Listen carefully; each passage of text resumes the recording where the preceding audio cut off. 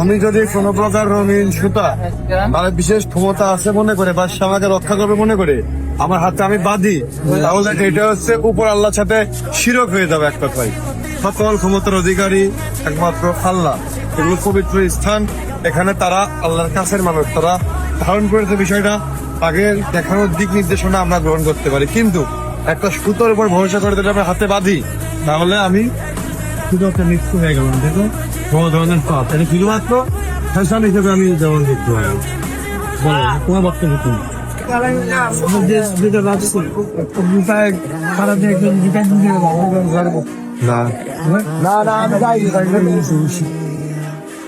মানে শুধু বান্দার আমার উদ্দেশ্যটা কি দাঁড়াচ্ছে? আমি দিলাম খুশি আপনি না না এগুলো কি কোনো ভরসা আছে আমার? এই শুধু থেকে আমি কি আশা করতে পারি? সমস্যা আপনি বিরুদ্ধে দিব আমার মালিক আছে, আল্লাহ আকবার। বিপদ আবার এমনি চলে গেছে, বিপদ আবার নেই আমার জীবনে। ভাই আপনি একদম ঠিক কথা বলছেন ভাই। আমাদের একমাত্র আল্লাহ তাআলার ভরসা করা উচিত, আর অন্য কারো উপর ভরসা করা উচিত নয়। একমাত্র আল্লাহ তাআলাই আমাদের রক্ষা করতে পারে।